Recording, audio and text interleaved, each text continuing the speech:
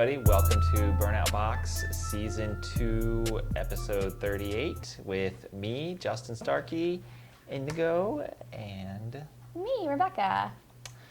So today we're going to talk about tires, and we're here to entertain questions about tires and wheel combinations and just talk about some common configurations. And how do I word this? I think you're doing fine. I mean, that's what we're going to talk Yeah. about? I mean, there are multiple types of racing. There's different applications, different tires you'd want, depending on what type of racing you're doing and in what conditions and how much power your car makes. Yep. And some people just like to drive their car on the road, and that's a thing too. Yeah. And they have a problem, like traction control randomly coming on. We can definitely talk about that. Because their car's not staying glued to the road. So so throw us some questions. We're going to kind of do this format where we take some questions and we also kind of go through parts of the topic that we want to cover as well.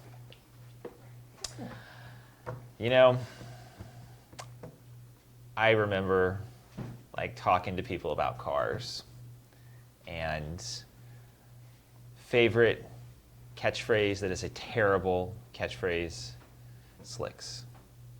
Oh. I feel like that's a descriptive term.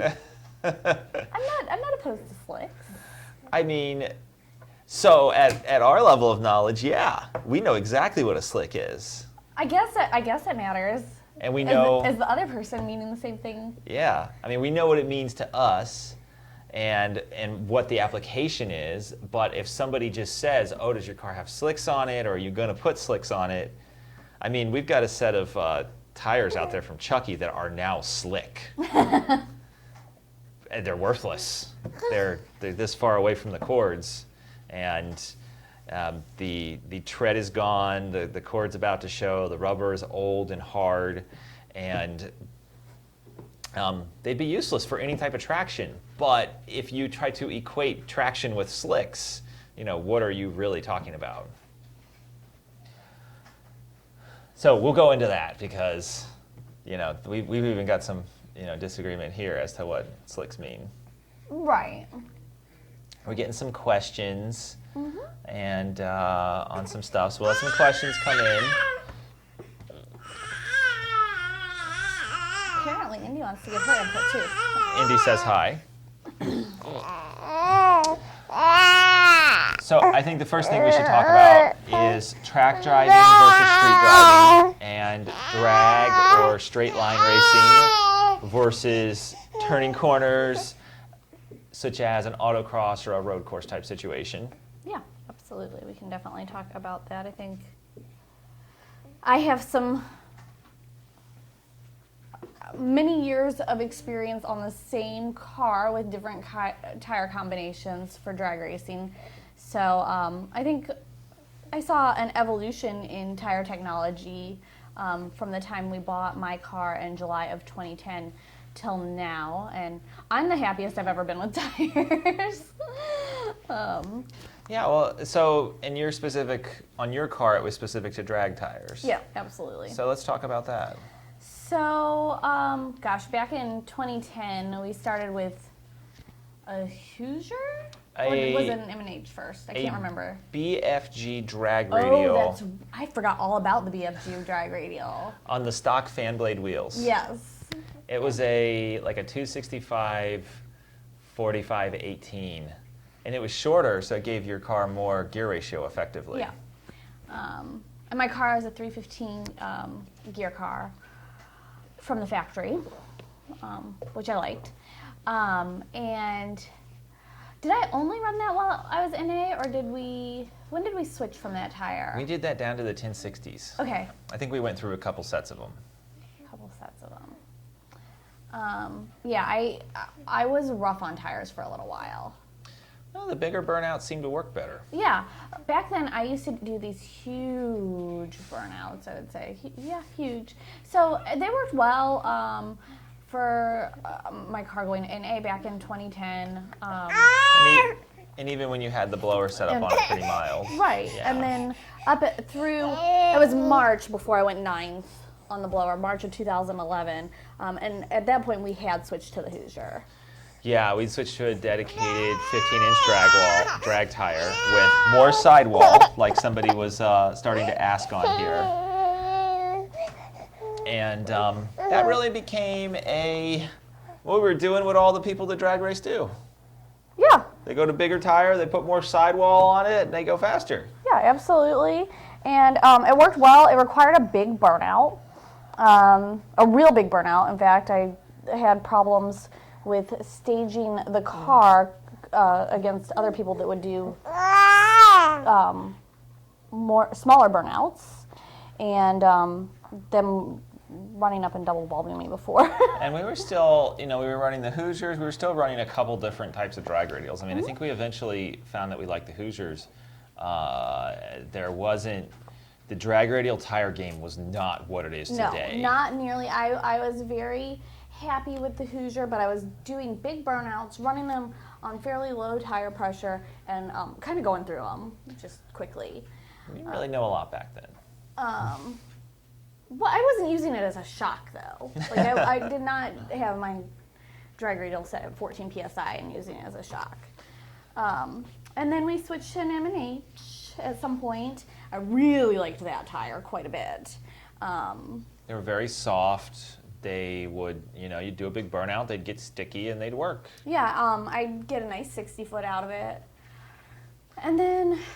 This is an interesting correlation. The faster your car has gone, the shorter your burnouts have gotten. Oh yeah, my burnouts now are super short. And I can talk about my process for that and why I've kind of gone to that as well, especially when we kind of start to talk about tire compound a little bit. But we did the M&H, and that worked for a while. I don't remember, when I went 895, was I on a Mickey then? You were. We had pretty much gone to Mickey Thompson's at that point. It was the Pro Radial was the tire. But I think before that, just prior to that, like when the car was going 9493s, I was still on an M&H, and we were getting stuff. Yeah, I think we were scared to switch at that point. Yeah. And it's interesting because the faster we go, the faster she goes, the more we learn, and the methodology and the reasons like all of a sudden change, and you're like, wait a second, I was doing this because of this, and that didn't make sense, but it was just working. Yeah. And sometimes we go back to just doing things that work because they work. So eventually I switched over to a Mickey Thompson Pro Radial. And if you've ever heard me talk about tires, you've heard me talk about how much I love that tire. It is like magical, essentially. I'm going to use the term that you said that you hated, but I'm going to say it. It is like a drag radial, but it recovers like a slick. Like if you get a little bit, and this is with the caveat at a certain power level.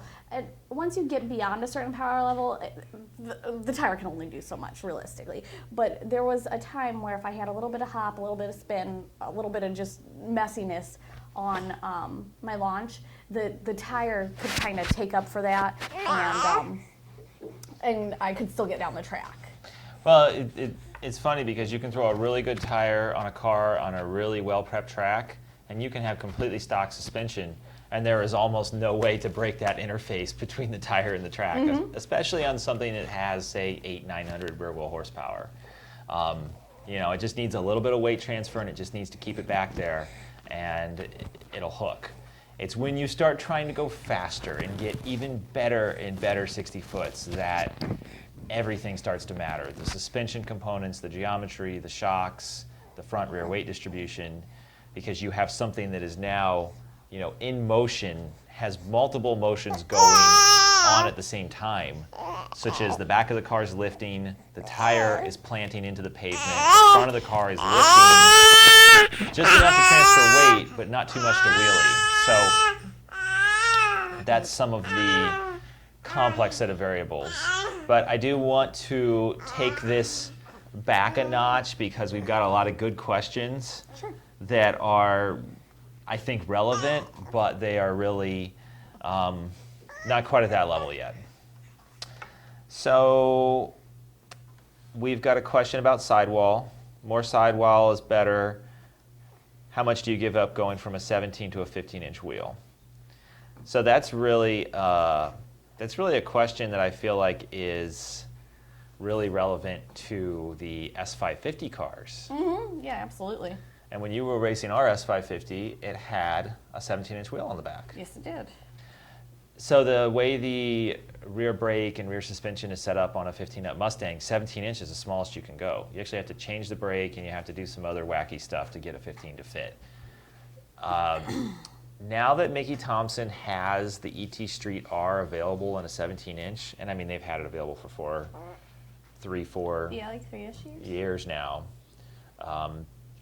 Well, I think that was a new tire when you raced on it. So it would have been 4 or 5 years now. Trying to remember when it was.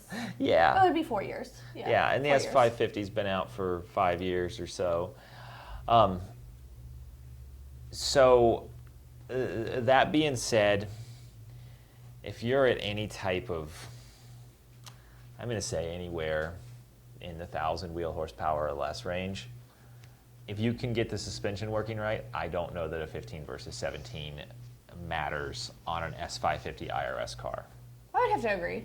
And that it partly is based on what is the IRS capable of doing as far as the suspension goes and the tire goes. If it can't use a 15-inch tire, Right, your tire is not essentially your limiting factor at that Yeah. point. and that's what a lot of this stuff is it's pushing everything you've got to the limit and not. And combining it so they complement each other. Yeah. So that nothing is significantly more limiting than any other component of your setup. So next question, number 2. What is your opinion on the Firestone Indy 500 street tire?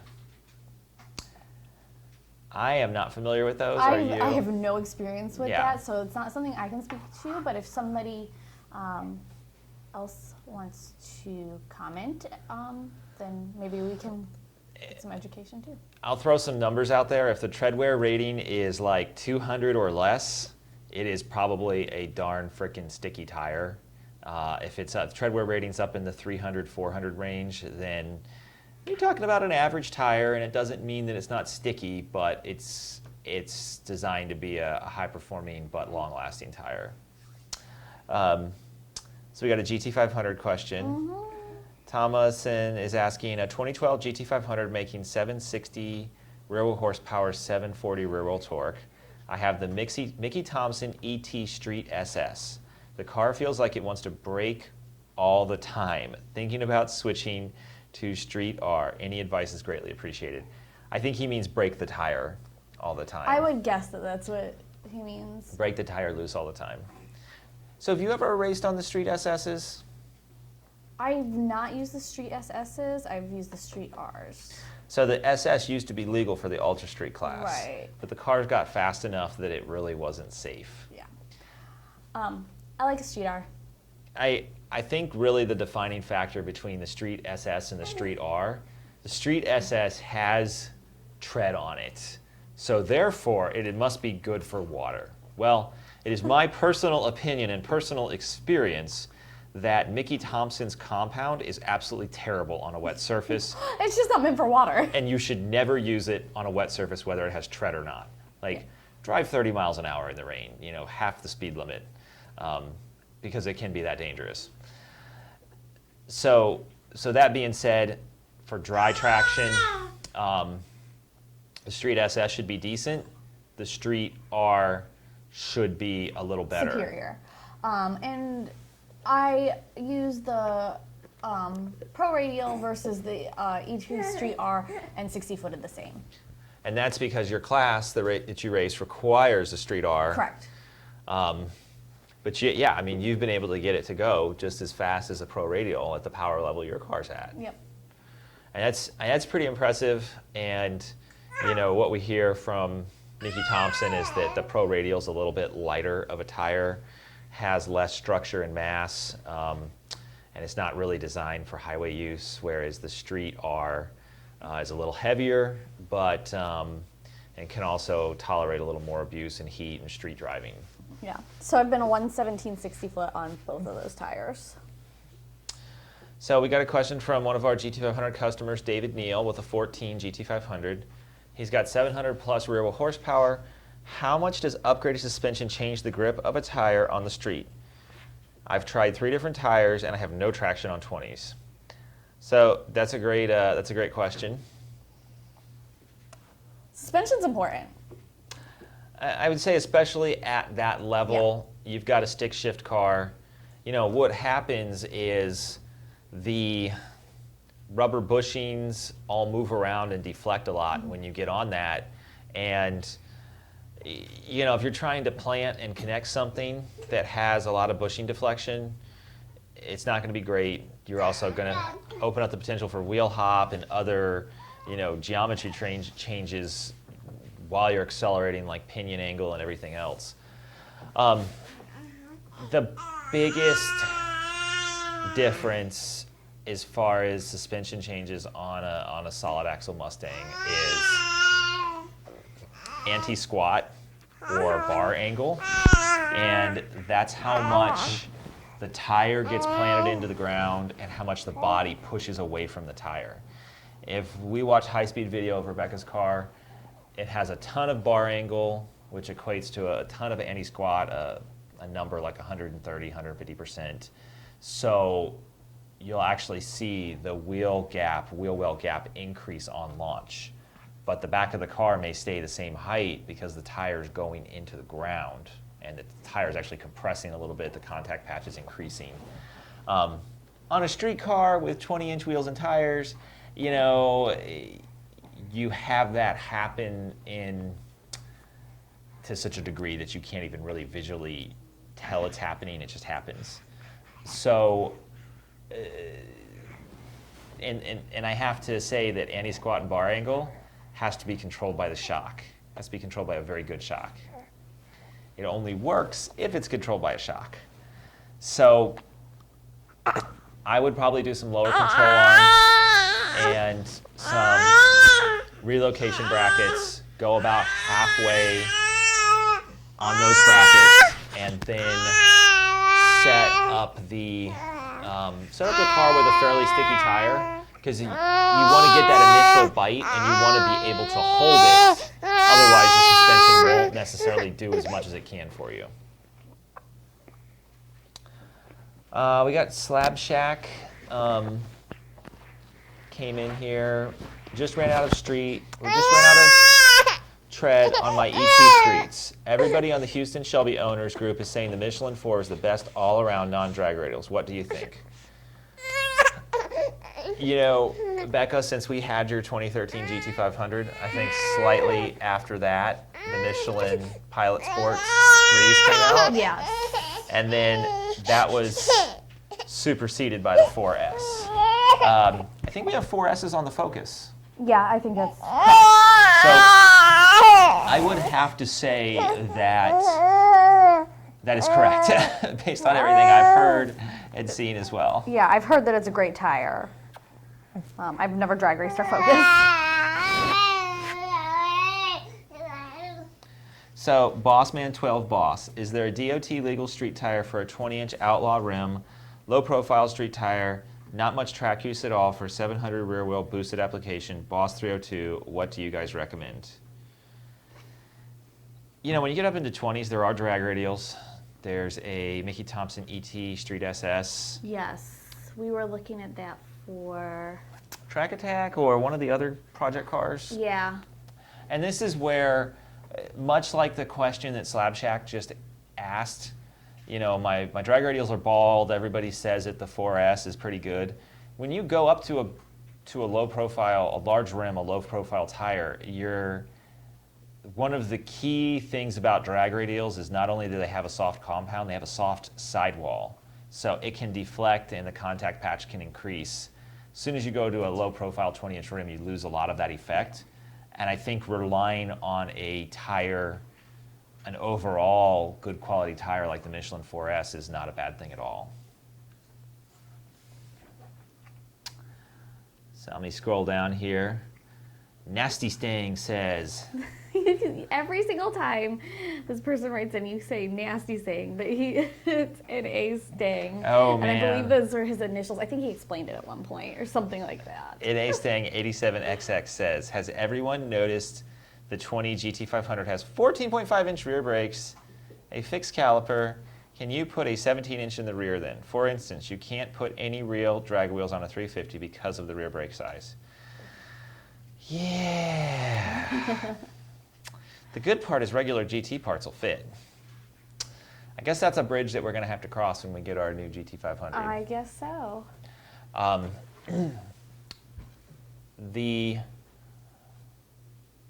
So it really begs the question. I've worked with a couple wheel manufacturers. It may be possible to build a 17 that will fit that brake. The inside of the wheel, it's not, there's different ways to do it, so you still have a 17-inch tire size. That being said, yeah, you may have to go to 18s, or you may have to convert to S550 brakes.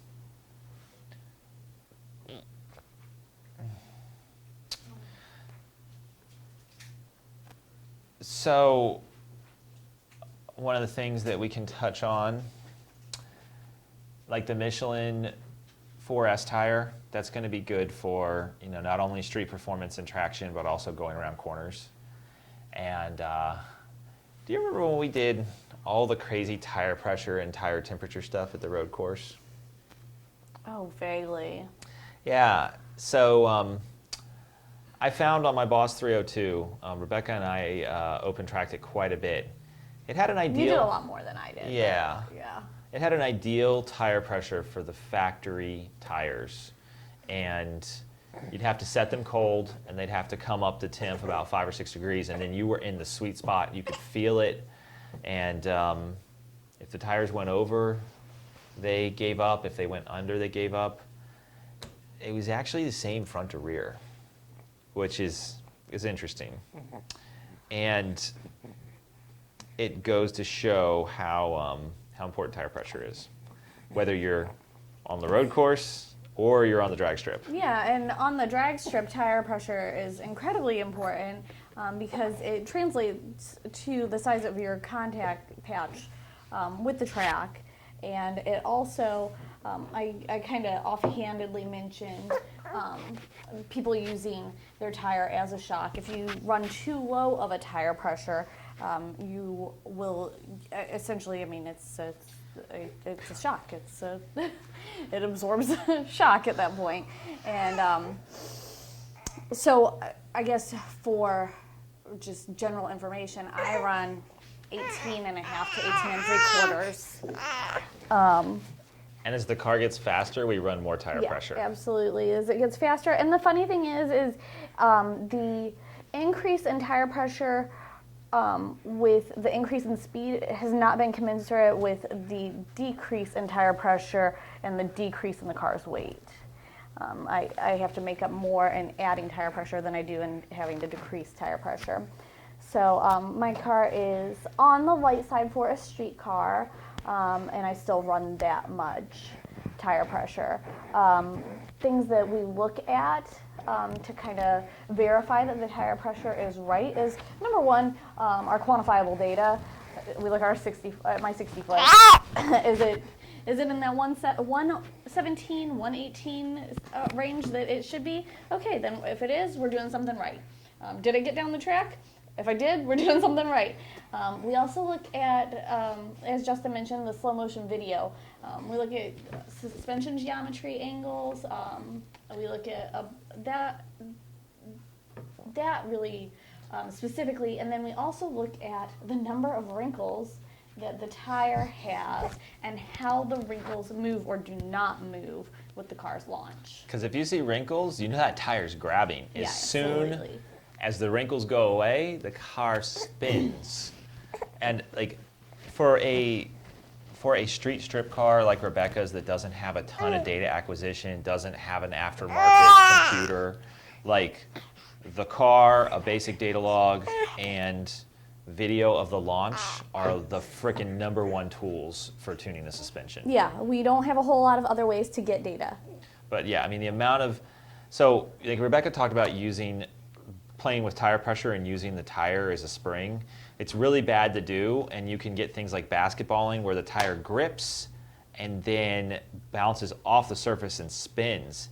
That is very, very hard to figure out if you don't have video or a ton of experience to know that that's what happened in the blink of an eye. And the other thing is it's unreliable. It's unreliable from pass to pass. You cannot expect that to work with changing weather conditions, changing track conditions. It's not repeatable. Yeah, that's the biggest thing. You should get your suspension and your setup to a point where it hooks more often than not where you got lucky and it hooked once because you let the clutch out a little bit softer and it had time to set, because that's not repeatable. So we've got another question from Pavlo50. What's a good tire for daily driving? I have a VMP Gen 3 on my 17 GT and I can't get traction unless I'm going 80 miles an hour. So he's got to be in third or fourth gear to get traction. That makes for a wild ride. I mean, I just love driving a car on the edge of control and pedaling it and shifting gears and pedaling the next gear and then just going on that wild ride. But it doesn't get you anywhere fast. So depending on whether the type of conditions you're going to have to drive the car in and what you want to do with it, I would consider a drag radial or a very high performing street tire.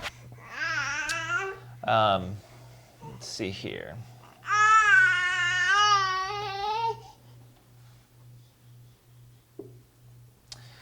Do we have anything final stuff to add, Becca? I think we have touched on a lot of what we wanted to talk about, and I think we answered all the questions. I've got one more thing to add. As you move to a dedicated drag setup, you go to skinnies in the front and a 15 or 17-inch wheel in the back. In that process, you usually lose a ton of weight. You can lose about 100 pounds from a drag wheel and tire combo, and that is also rotating weight. So you will generally see, especially on a slower car, you could see a tenth or two ET decrease. Yeah, absolutely. Just from that combination. So I think that pretty much wraps it up. Feel free to drop any suggestions for the next show next week. And Carter, over here. Yes. Our oldest son, Carter, wants to say Please bye-bye. Remember to like, share, and subscribe. Bye. Thank you. Have a good day. Thank you for watching. We'll see everybody next time. Bye-bye. Bye. Bye. Thank you. Have a good day.